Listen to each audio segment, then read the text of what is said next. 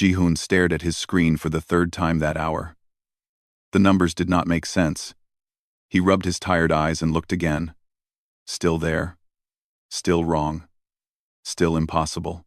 The monitoring station floated in the dark space near Neptune. It was far from Earth. Far from everything warm and comfortable. Ji-hoon had worked here for 6 years, watching empty space and recording signals that meant nothing. Most days were boring. Today was different. "Nari, you need to see this," he called across the small command room. Commander Nari looked up from her reports. She was a practical woman who did not like interruptions. But something in Ji-hoon's voice made her stand up and walk over to his station. "What is it?" she asked. Ji-hoon pointed at the screen. "There's a signal, on the low band." Nari frowned. "The low band is dead space. Nothing uses it." "I know. That's why this is strange." The low band was a frequency range that most alien species ignored. The energy was too weak to carry good information. Worse, it could damage organic tissue over time. Ships avoided it. Communication networks skipped over it. It was considered useless. "Could be equipment failure," Nari suggested. "I checked 3 times. The equipment is fine." Ji-hoon pulled up more data. "It's a pattern, repeating every 47 minutes. Ji-hoon pulled up more data. Ji-hoon pulled up more data. Nari leaned closer. She had been in space long enough to trust her instincts. Her instincts said this was important. "Get Yuna up here," she ordered. 20 minutes later, Yuna arrived in the command room. She was younger than both of them, barely 30, with bright eyes that saw patterns in chaos. She was the station's expert in alien languages and communication. Ji-hoon played the signal for her. It was not like normal radio.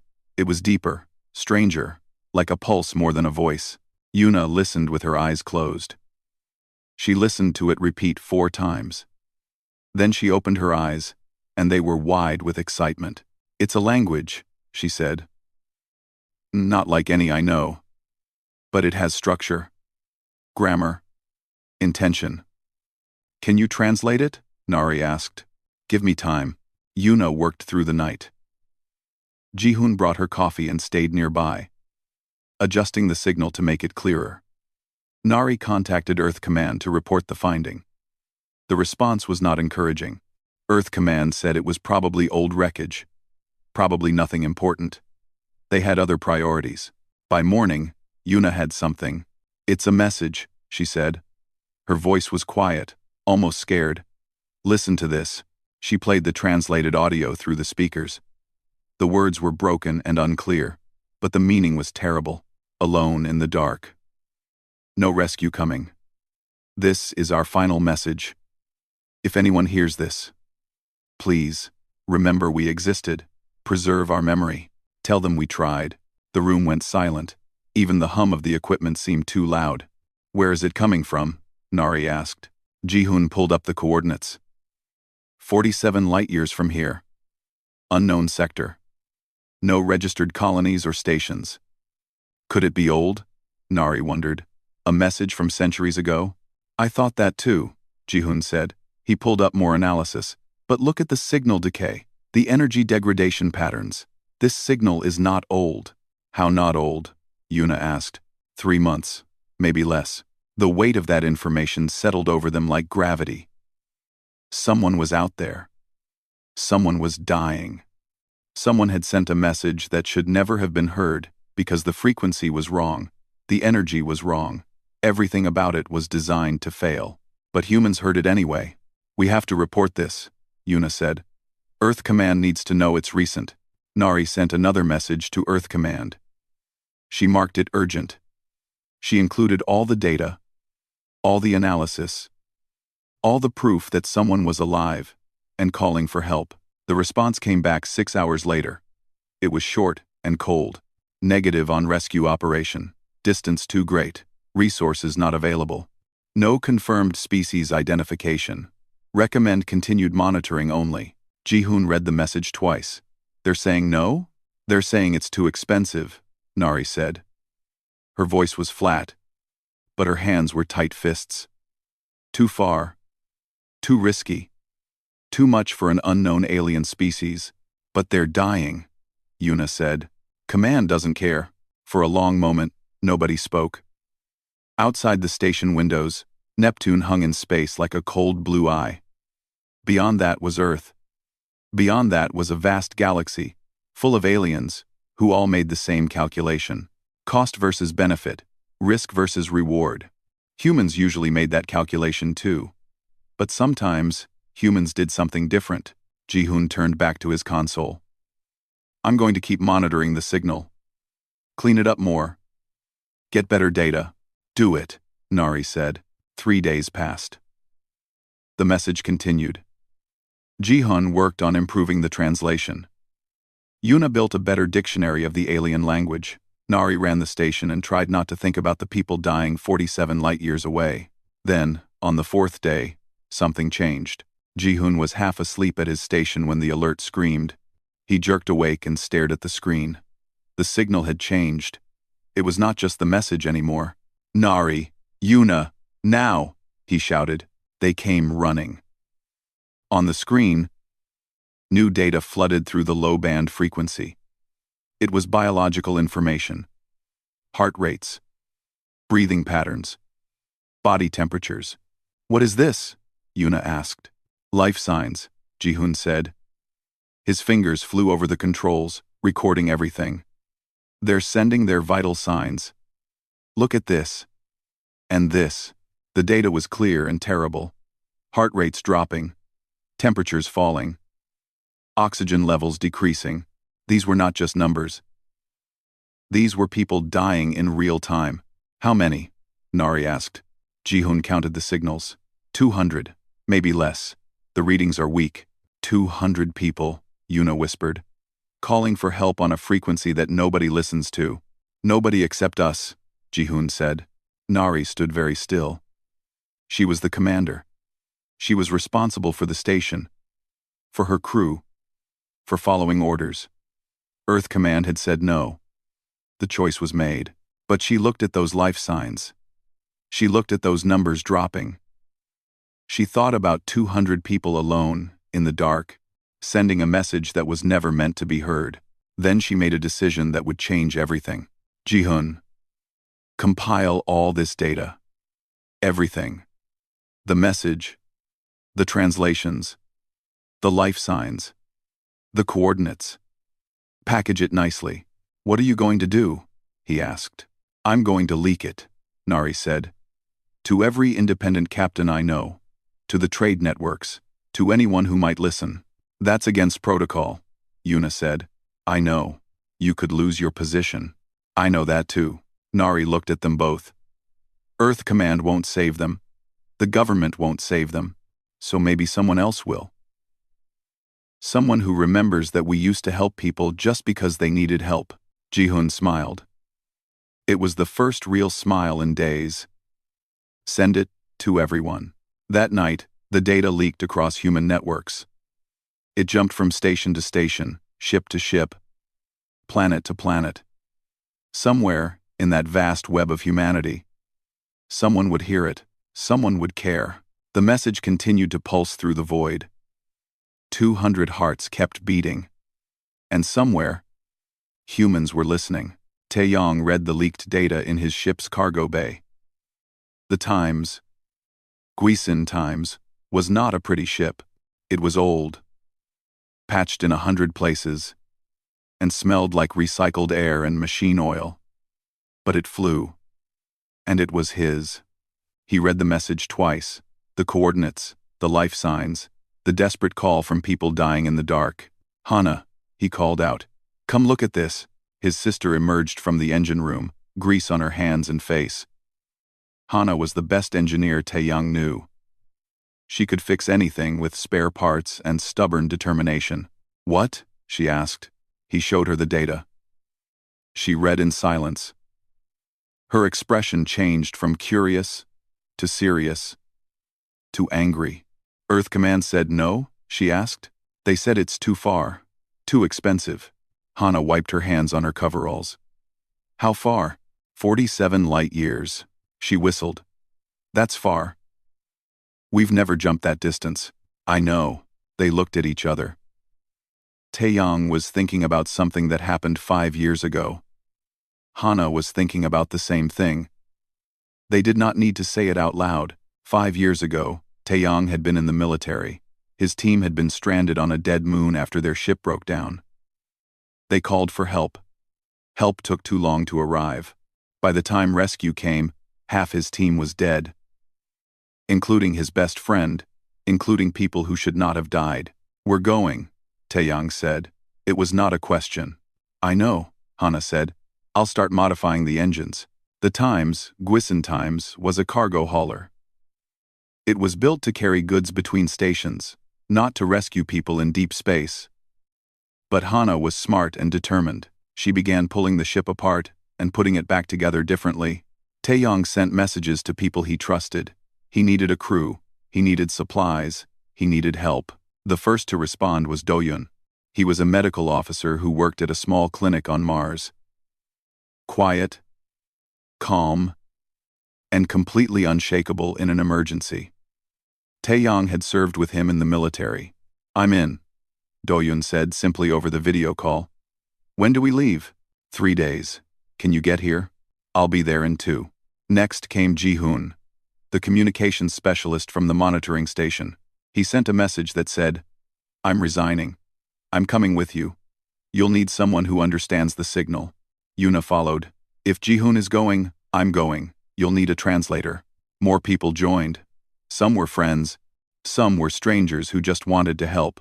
A pilot named Ji-won who was bored with safe routes. A technician named Kwan who liked impossible problems. An ex-soldier named Inho who missed having a mission that mattered. Nari was the last. She showed up at the ship 2 days before launch with her bags packed. "They fired you?" Taeyang asked. "I quit before they could," she said. "You need someone who knows how to run a ship in deep space." "That's me," Taeyang smiled. His crew was coming together. 12 people total. Not enough. Not properly trained for this. But willing. The hard part was supplies. A journey to 47 light-years and back needed fuel, food, water, medical equipment, and spare parts. Earth Command would not help. The official channels were closed. So Taeyang turned to unofficial channels. The human black market was not really black. It was gray. It was people helping people in ways that governments did not approve of. Old military friends who could borrow equipment, traders who could delay reports, engineers who could look the other way while ship parts disappeared. Hana put out the word, they needed help. The response was overwhelming. Fuel arrived from a mining station. The paperwork said it was a shipping error. Medical supplies came from a hospital. The records said they were expired. Someone donated a military-grade jump drive. It fell off a truck, apparently. Humans had a network. It ran underneath the official systems. It ran on favors and trust, and the understanding that someday, you might be the one who needed help. Within 3 days, the Times Gwison Times was loaded and ready.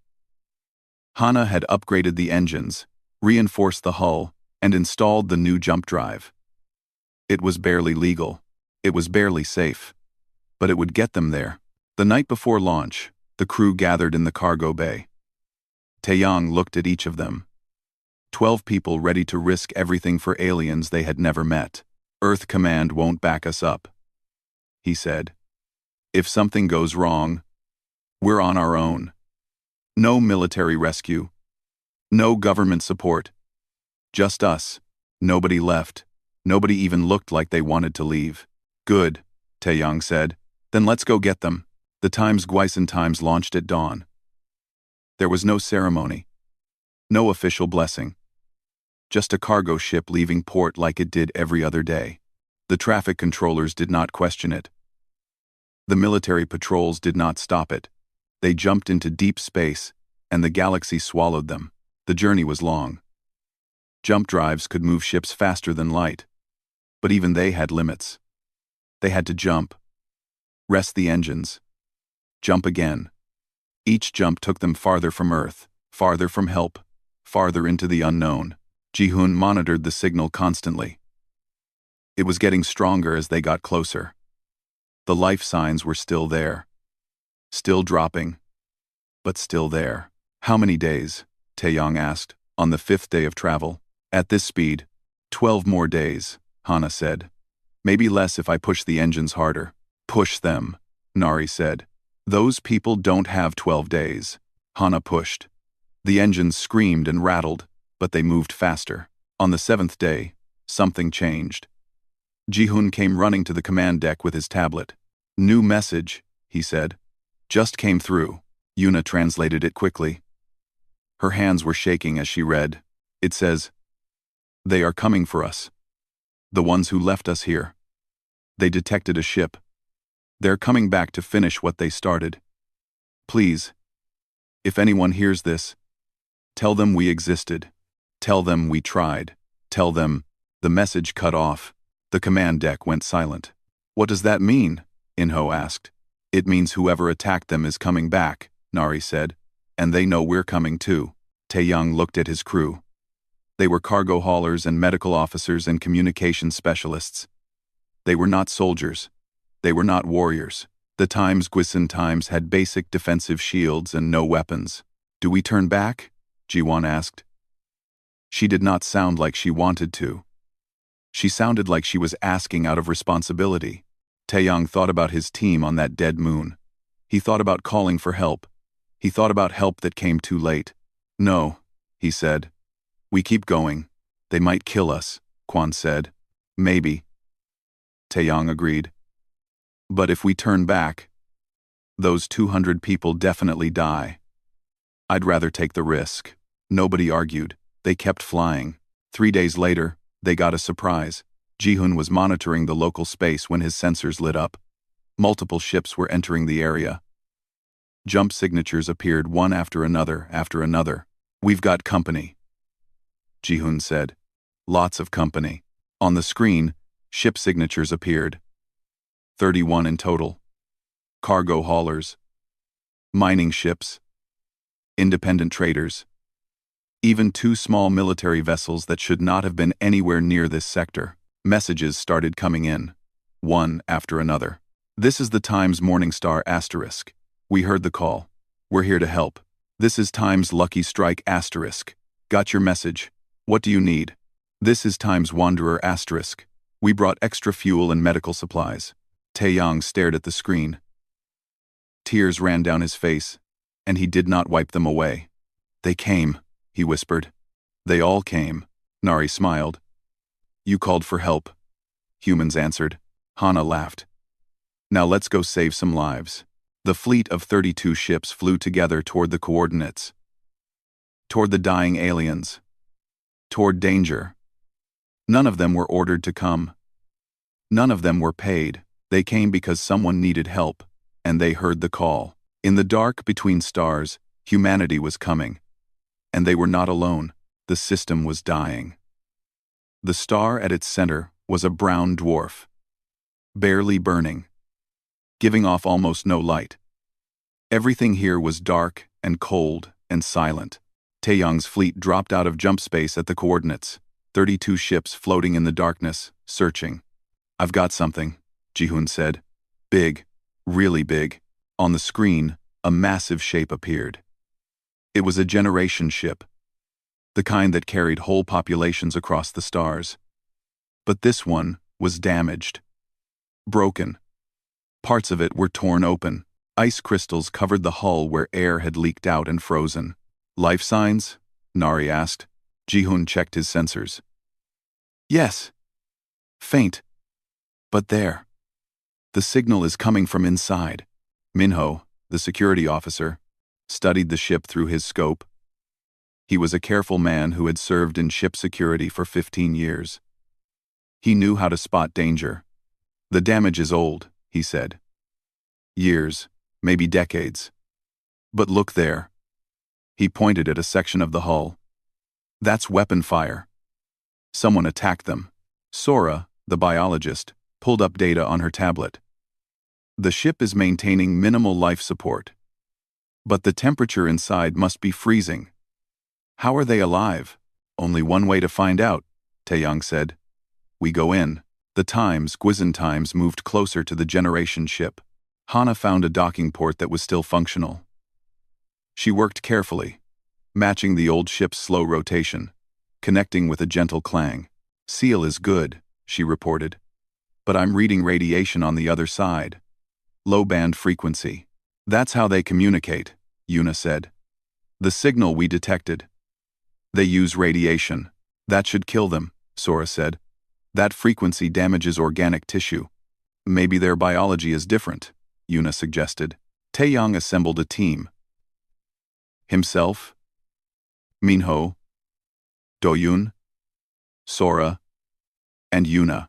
They put on protective suits that would shield them from the radiation. They carried lights and medical supplies. The airlock opened with a hiss. Cold air rushed out. The temperature inside the ship was 20 below zero. They walked through dark corridors. Their lights cut through the darkness, showing ice on the walls and frost in the air. The ship was a tomb, silent and frozen. "This way," Yuna said, following the signal. "The source is deeper inside."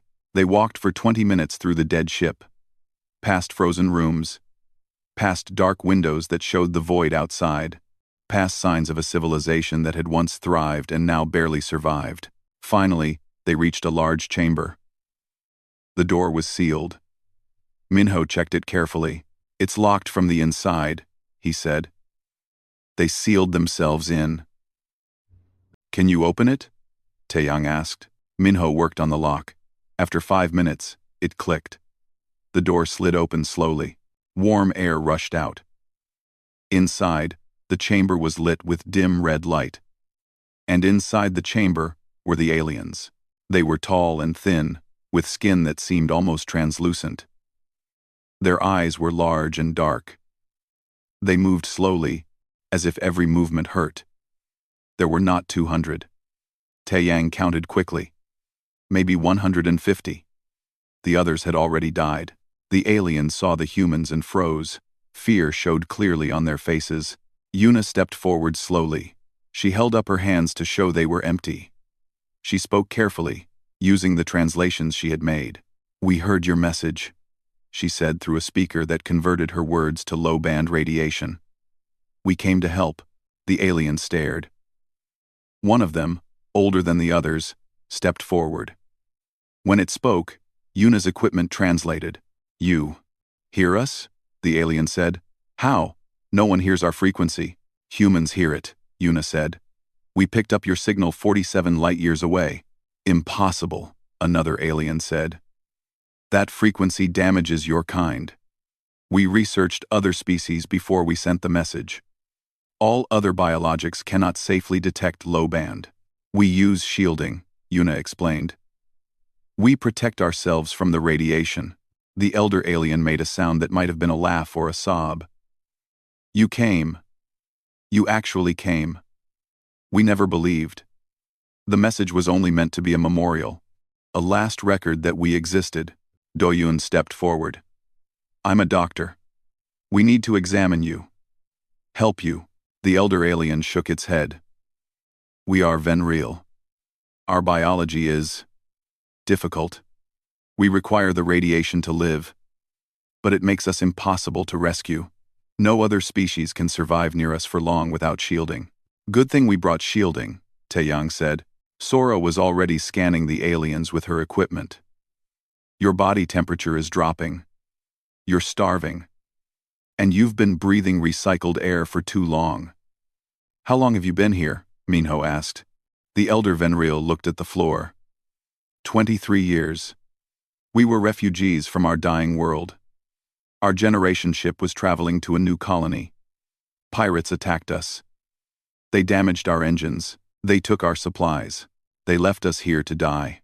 "Why didn't anyone respond to your distress calls?" Yuna asked. "We sent many calls on standard frequencies. No one came. We learned later that pirates had jammed the standard bands.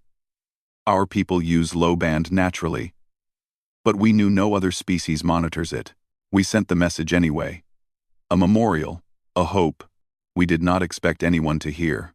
Taeyang looked around the chamber.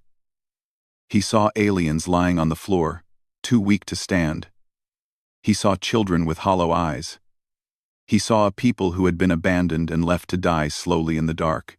"You're not going to die here," he said. We're getting you out. How? The elder asked. Our ship is dead. We cannot move.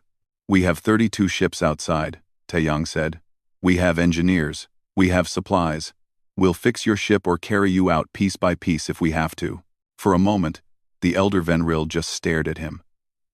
Then it made that sound again, the one that was part laugh and part sob. Why? It asked. You do not know us. We cannot pay you. We have nothing to offer. Why would you risk yourselves for us? Taeyang thought about his answer.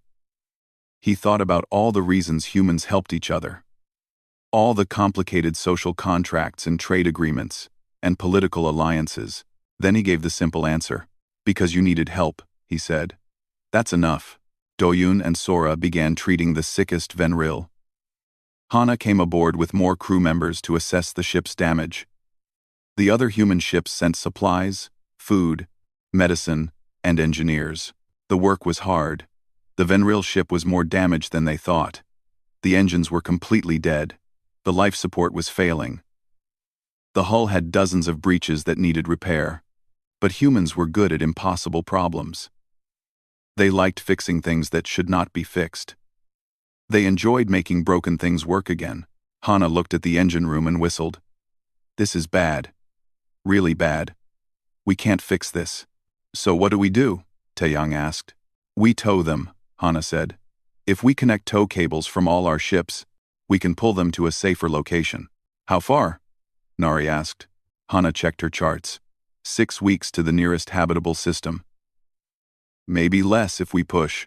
6 weeks of towing? Ji-won said. That's going to use a lot of fuel. Do we have enough? Taeyang asked. The fleet captains calculated. They pooled their resources. They shared their fuel reserves. It would be tight. Very tight. But possible. We can make it, one captain said. If we're careful. Then we do it, Taeyang decided. But before they could start, Ji-hoon's sensors screamed an alert. Ships incoming, he shouted. 4 of them. Big ones. Military class. On the screen, 4 warships dropped out of jump space. They were sleek and dangerous. Pirate vessels, built for raiding. Those are the same energy signatures we detected earlier, Ji-hoon said. They're the ones who attacked the Venril. Close. The elder Venril saw the ships on the screen and made a sound of fear. They've come back. They always said they would. To make sure we told no one what they did, Taeyang looked at his fleet. 32 civilian ships, cargo haulers and mining vessels, and independent traders. Against 4 military warships. This is going to be a problem, Minho said. Yes, Taeyang agreed. But we're not leaving. The pirate ships moved into attack formation. Their weapons powered up. They sent a message. Unidentified vessels, you are interfering with our salvage rights. Depart immediately or be fired upon. Taeyang looked at Nari. She smiled grimly. Want me to answer them? She asked. No, Taeyang said. I have a better idea. He opened a channel. Not to the pirates. To every human frequency he could reach. This is the Times Guisin asterisk, he broadcast. We are 47 light years from Earth.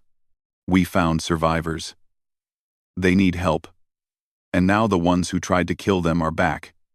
If anyone can hear this, we need help. Again, he closed the channel and waited. The pirates laughed. No one is coming to help you, fools. You're too far from anywhere. But then, one by one, more jump signatures appeared on the sensors. More ships. Many more ships. Ji-hoon stared at his screen in disbelief. 30 more vessels just arrived. No, 40. No, wait. The ships kept coming. Miners who had been working nearby systems. Military ships that had heard the call and changed course. Independent captains who could not ignore a call for help. Within an hour, more than 70 human ships surrounded the pirate vessels. The pirates looked at their sensors. They looked at the human fleet. They looked at each other. Then they jumped away without firing a shot. In the chamber, the elder Venril watched everything on a screen. It turned to Taeyang with wonder in its large dark eyes. Your people, it said quietly. They are all like you? Some of them, Taeyang said. The good ones. The elder Venreal was silent for a long moment. Then it said something that Yuna translated carefully. We sent our message on a frequency that was never meant to be heard. You heard it anyway. You came when no one should come. You brought others when you needed help. Why? We yet are. Taeyang smiled. Because that's what humans do. We hear the impossible. We help even when it doesn't make sense. We answer calls that others ignore. The elder Venreal touched its chest in what might have been their gesture of respect. Then we are fortunate that humans exist. Even if the rest of the galaxy thinks you are strange, we are strange, Taeyang agreed. And we're okay with that. The fleet began preparations to tow the Venreal ship to safety. It would be a long journey. But for the first time in 23 years, the Venreal had hope. The journey began at dawn. 70 human ships connected tow cables to the massive Venreal generation ship. It was like ants trying to move a mountain. But ants could move mountains if they worked together. Hana coordinated the effort from the Times Gwison Asterisk's engine room. Everyone needs to pull at exactly the same speed, she said over the fleet channel. If even one ship pulls wrong, the cables will snap, the captains acknowledged. They synchronized their engines. On Hana's signal, they engaged. The Venreal ship groaned. Metal complained. But slowly, impossibly, it began to move. It's working, Jiwon shouted from the pilot seat. Keep it steady, Nari ordered. We have 6 weeks of this ahead. Inside the Venreal ship, Doyoon set up a medical station. The sickest aliens needed immediate care. Sora worked alongside him, learning their biology as she went. Their body chemistry is fascinating, Sora said, studying scans. They metabolize the low-band radiation for energy. Without it, they starve. But too much kills them. It's a delicate balance. Can we help them? Doyoon asked. We can stabilize them, but they need food. Real food from their home world or close equivalent. The human fleet shared what food they had. It was not right for Venreal biology, but the fleet's chemists worked to modify it. They broke down the molecules and rebuilt them into something the Venreal could digest. It was not perfect, but it kept them alive. Yuna spent her days learning the Venreal language properly. The elder, whose name was Kelris, taught her patiently. Your species is unusual, Kelris said one day. Most species help their own kind. They trade with allies. They negotiate with partners. But you help strangers. You gain nothing from us. We gain friends, Yuna said. That's something. Is it enough? Yuna thought about that. For humans? Yes. We measure value differently than most species. We don't just count profit. We count connections. Stories. The knowledge that we did something good. Kelris made a humming sound that meant understanding. This is why other species think you are strange. Probably, Yuna agreed with a smile. News of the rescue spread across human space. Then, it spread further. The Galactic Council, the organization that governed most spacefaring civilizations, heard about it. They were not pleased. On the 3rd week of the journey, an official council message arrived. A counselor from the Pelton species appeared on screen. His face was angular and cold. Human vessels, he said formally. You have made unauthorized contact with an unknown species. This violates council protocols. You must cease this activity immediately and return to registered space. Taeyang read the message aloud to his crew. Then, he deleted it. Are we just ignoring the council? Jihoon asked. What are they going to do? Taeyang said. Fly 47 light-years to stop us? By the time they get here, we'll be done. But the council message bothered Nari. She had served in official capacities. She understood politics. They're embarrassed, she explained to the senior crew. The Venreal have been here for 23 years, calling for help. The council probably received their original distress calls, and they decided it was too expensive to respond. So they let them die? Minho said, angry. They made a calculation. Cost versus benefit. The Venreal biology makes them hard to rescue. The council decided it was not worth the resources. That's cruel, Sora said. That's logical, Nari corrected. From a certain point of view, resources are limited. Governments have to make hard choices. Humans made a different choice, Taeyang said. Yes. And now the council has to explain why a bunch of civilian humans did something their entire government could not do. On the fourth week, something unexpected happened.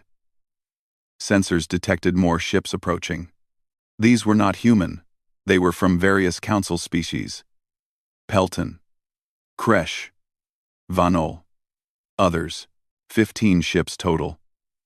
They did not approach with weapons ready. They approached slowly, carefully. The lead ship sent a message. A Kresh captain appeared on screen. Her scales were green and her eyes were sharp. Human vessels, she said. We are here to assist with the rescue operation. Taeyang blinked in surprise. You want to help? Our government said no, but we heard what you did. How you came all this way. How your people answered a call that was not meant to be heard. Some of us, we were ashamed, so we came anyway. More messages arrived. A Pelton engineer offered his ship's power cells. A Vanal medical ship brought supplies that could help Venreal biology. Others brought fuel and food. We cannot let humans be the only ones with honor, one captain said simply. The fleet grew to 85 ships. Multiple species working together. All of them defying their governments. All of them choosing compassion over calculation. The council sent more messages. These were angrier. They threatened sanctions. They threatened legal action. They threatened everything. Except actually helping. The fleet ignored them and kept moving. Inside the Venreal ship, children who had known only darkness and cold began to laugh again. Elders who had given up hope started planning for the future. Artists created works depicting the rescue. Historians recorded every detail. Kelris spoke to Taeyang one evening as they shared a meal. The Venreal ate crystalline structures that looked like colored glass. Taeyang ate his normal rations. I have a question, Kelris said. Ask. Why did you specifically come? You, Taeyang. You left your comfortable life. You risked your ship and crew. For strangers. Why? Taeyang was quiet for a moment. He thought about his friend who died on that moon. About calling for help that came too late. 5 years ago, I needed rescue, he said. Help came. But it was slow. People died who should not have died. I swore then that if I ever heard someone calling for help, I would answer. Fast. Without hesitation. You keep your promises, Kelris said. It was not a question. I try. This is a human trait? Some humans, the ones I like to be around. Kelris hummed thoughtfully. Your species confuses the galaxy. You make decisions that seem illogical. You help when there is no benefit.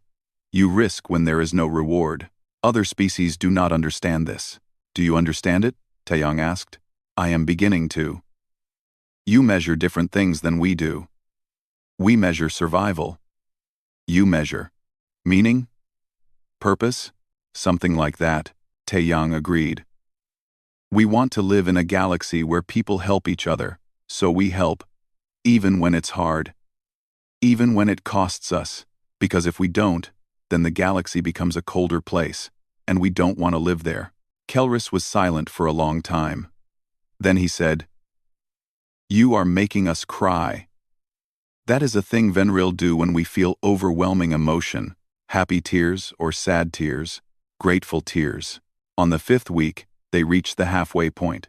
The habitable system was 3 weeks away. The ships were running low on fuel, food was scarce. Everyone was tired, but nobody suggested giving up. Instead, captains started rationing more carefully. Engineers found ways to make engines more efficient. Crew members shared meals, so no one went hungry. The fleet pulled together like a single organism. In the Times Guizin***'s common room, the human crew gathered one evening. They were exhausted, dirty, running on too little sleep, and too much coffee. Why are we doing this? Jiwon asked. She was not complaining. She genuinely wanted to know. Because they needed help, Inho said simply. But we're not getting paid. We're using our own fuel, our own supplies. We might not have enough to get home. True, Nari said. But look at it this way. What will you tell your children, or your grandchildren? What story do you want to tell about your life? Jiwon thought about that. I want to tell them I helped save 200 lives. There you go, Nari said. Kwan spoke up. Also, I like fixing impossible things. This is a very impossible thing. Everyone laughed. It was true. Humans liked challenges. They liked problems that seemed unsolvable. They liked proving that impossible just meant difficult. The 6th week was the hardest. Fuel was critically low. Some ships had to cut power to minimum. The fleet slowed down to conserve energy, but the habitable system was close now. So close. Sensors could detect it. A yellow sun with 3 planets. 1 in the habitable zone. It had water, atmosphere, growing things. 2 days, Hana announced. 2 more days and we're there. The fleet pushed forward. Ships that were almost dead kept moving on pure determination. Crews that were exhausted found energy from somewhere deep inside. And then, on the morning of the 42nd day, they arrived. The system was beautiful. The planet was green and blue, like Earth. Clouds swirled in the atmosphere. It was alive and warm and perfect. The fleet positioned the Venril ship in a stable orbit. The Generation ship was damaged, but it would hold. The Venril could live here, build here, survive here. Kelris stood at a window, looking at the planet below. Tears ran down his face. Other Venril crowded around, all of them crying and laughing and making sounds of joy. A home, one whispered. After so long. A home. Taeyang stood beside Kelris. You're safe now, because of you, because of humans, because you heard what others could not hear. Yes, Kelris turned to face him. The galaxy should know about this, about what your people did, about humanity's answer to those in need. The galaxy probably won't care, Taeyang said honestly. Most species will think we were foolish, wasteful, illogical. Let them think that, Kelris said. We know the truth, and we will tell it. To everyone who will listen. Humans hear what others cannot. Humans help when others will not. Humans came when no one else did. That's a pretty good summary, Taeyang said with a tired smile. Below them, the planet waited. Above them, the stars watched. And between the stars, humanity had written a new story. One about impossible rescues and illogical compassion. The Venril would never forget it. The landing parties began immediately. Human engineers and Venril workers went down to the planet's surface to build shelters. The planet was habitable, but empty. No cities. No infrastructure. Just raw nature waiting to be used. This is going to take months, Hana said, looking at the work ahead. Maybe years. We can stay and help, several captains volunteered, but Taeyang shook his head. You all have lives to get back to. Jobs. Families. You've already given so much. Then we'll send more ships, another captain said. Rotate crews. Keep the help coming until they're established. And they did. Word spread through human space. The Venril rescue became famous. Ships started arriving weekly with supplies, volunteers, and equipment. Humans who had never met the Venril wanted to help them build their new home. Meanwhile, the Galactic Council was dealing with a problem. News of the rescue had spread to every species. The story was everywhere. Humans had done the impossible. They had rescued a species that the Council had abandoned. The Council called an emergency session. Representatives from 80 species gathered to discuss the situation. The debates were intense. The humans violated protocols, a Pelton counselor argued. They made unauthorized contact. They interfered without permission. They saved 200 lives, a Kresh counselor countered. Lives that we abandoned. The rescue was not economically viable, another argued. The cost was too high for the benefit. Tell that to the Venril, someone said. Tell them their lives were not economically viable. The debate went on for hours. Some wanted to punish humanity for breaking rules. Others wanted to commend them for their compassion. Nobody could agree. Finally, the council decided to do nothing. They issued a statement saying the rescue was irregular but acceptable. It was the political version of saying they did not know what to do with humans. But the important work happened elsewhere. The Venril had been alone for 23 years. Now they had friends, allies, people who cared about them. Sora stayed on the planet for 3 months, helping Venril scientists understand the local ecosystem. They needed to know which plants were safe to eat, which animals were dangerous, which areas had good water. Your dedication amazes me, a Venril scientist told her one day. You could be home. Instead you are here, in mud and rain, helping strangers. You're not strangers anymore, Sora said. You're friends. Doyun trained Venril doctors in human medical techniques. The species were different, but some principles were universal. How to treat shock. How to stabilize trauma. How to help people heal. Yuna completed the first human Venril dictionary. It was 500 pages long and contained everything she had learned about their language, culture, and communication methods. She gave copies to both species. Now anyone can talk to each other, she said proudly. Kelris held the dictionary like it was sacred. This is a bridge between our peoples. Thank you. 3 months after the rescue, a Galactic Council delegation visited the planet. They arrived in official ships with formal uniforms and proper protocols. They wanted to inspect the situation. Kelris met them at the landing site. The Venril elder was stronger now, healthier. The planet had been good for his people. We are here to assess the Venril situation, the lead counselor said stiffly, to ensure protocols are being followed. The protocols that said we should die? Kelris asked calmly. The counselor had no answer to that. The delegation toured the new settlement. They saw Venril children playing in the sun, something they had never done in 23 years of darkness. They saw fields being planted. They saw houses being built. They saw hope. How many humans remain here? A counselor asked. 23 volunteers, Kelris said. They help us build. Others rotate in, when these rotate out. It has been continuous since the rescue. And they ask nothing in return? They ask for friendship. We give it freely. The delegation left confused. They wrote a report saying the Venril were adequately settled, and that human presence was acceptable. It was the best they could manage, but the real changes happened quietly. Other species started noticing the humans differently. These were not just the strange species who helped everyone. These were the people who would fly 47 light-years to rescue strangers. Slowly, other species began reaching out to humanity. Trade agreements were offered. Cultural exchanges were proposed. Scientific collaborations began. Everyone wanted to be friends with the species that had done the impossible. 6 months after the rescue, Taeyang returned to the planet. The Guisan landed near the main settlement. Kelris met him personally. The planet had changed.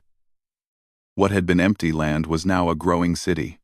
Venril architecture mixed with human designs. Fields of food stretched to the horizon. In the distance, Venril children flew kites in the wind, something their people had not done in decades. This is beautiful, Taeyang said. This is life, Kelris corrected. You gave us back our lives. They walked through the settlement together. Venril and humans worked side by side. They laughed together. They built together. Two species who should never have met were now inseparable. I want to show you something, Kelris said. He led Taeyang to the center of the settlement. There stood a monument. It was a pillar of stone with writing in both Venril and human languages. At the top was a representation of the signal, the low-band frequency that had started everything. Taeyang read the inscription. Their message was never meant to be heard. Humans heard it and rescued them. Let this stand as a reminder that sometimes the greatest acts come from those who hear what others cannot, who help when others will not? Who answer calls that were never expected to reach anyone? Below that were the names of every human who had helped. All 72 ships, all the volunteers, everyone who had given time, supplies, or effort. We will never forget, Kelrus said. And we will make sure the galaxy never forgets either. Taeyang felt tears in his eyes. He thought about his friend who died 5 years ago, about the rescue that came too late, about the promise he made to himself. Thank you, he said quietly. No, Kelrus said firmly. Thank you. And thank humanity. You showed us that someone was listening, that someone cared. That is a gift beyond measure. That evening, there was a celebration. Venril and humans gathered together. They shared food, stories, and music. The two species' songs mixed together into something new and beautiful. Nari stood with Taeyang, watching the celebration. We did something good, she said. Yes, he agreed. We did. What happens now? Taeyang smiled. We go home, rest. And then we listen for the next signal. You think there will be another? I know there will be. The galaxy is big. There are probably dozens of species calling for help on frequencies nobody monitors, using methods nobody understands, waiting for rescue that never comes. And humanity will find them? Some of us will try. Back on Earth, Ji-hoon had started something new. He called it the Dead Frequency Monitoring Network. It was a system of sensors that monitored all the useless frequencies, all the bands that other species ignored. Volunteers staffed the stations. They listened to silence and static. They searched for patterns in noise. They looked for the impossible, because humans had learned something important. Sometimes the most desperate calls for help come on channels that nobody is supposed to hear. And if humans did not listen, nobody would. 3 weeks after Taeyang returned to Earth, Ji-hoon detected something new. Another signal. Different frequency. Different pattern. But with the same desperate tone, he analyzed it carefully. He ran the translations. And then he smiled. Found another one, he said to himself. He sent the data to Taeyang. Then to Nari. Then to everyone who had been part of the Venril rescue. The message was simple. New signal detected. Unknown species. 80 light years. Looks like they need help. Who's coming? The responses came back within hours. This is Times Guisin asterisk. We're coming. This is Times Morning Star asterisk. Count us in. This is Times Lucky Strike asterisk. Already preparing. More and more messages arrived. Old crew members, new volunteers, people who had heard about the Venril and wanted to be part of the next rescue. Humanity was building something, not a military force, not a trade empire, but a network of compassion, a web of people who listened and helped and rescued. The Galactic Council did not understand it. They wrote papers trying to explain human behavior.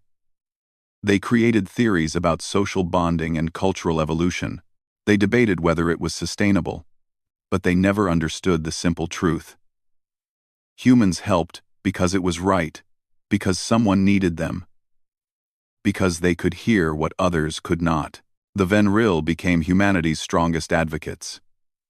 Kelrus traveled to every council meeting. He spoke to every species. He told the story again and again. Humans heard our message when no one else could. They came when no one else would. They risked everything for strangers. This is who they are. This is what they do. Some species listened, some dismissed it, but slowly, the galaxy changed. Other species started monitoring strange frequencies, started responding to unusual distress calls, started thinking maybe, just maybe, humans had the right idea. Years later, Taeyang was old. His hair was gray. His ship was older and more patched than ever. But he still flew. He stood in his command room, looking at a map of the galaxy. Marked on it were dozens of points. Each one was a rescue. Each one was a species that had called for help on impossible frequencies. Humans had heard them all. And humans had answered.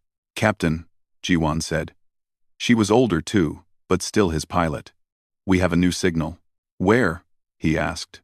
120 light years. "It's faint, very faint, but it's there." Taeyang looked at his crew. They were all older now, experienced, tired. But when they looked at him, he saw the same fire that had been there 15 years ago. "What do you think?" he asked them. Hana smiled. "Someone needs help." Doyun nodded. "We should go." Minho checked his equipment. "I'm ready." Nari put her hand on Taeyang's shoulder. "What are we waiting for?" Taeyang looked back at the map. At all those points of light, each one was a species that had been alone, that had given up hope, that had sent a message never meant to be heard, and humanity had heard them all. "Set a course," he said.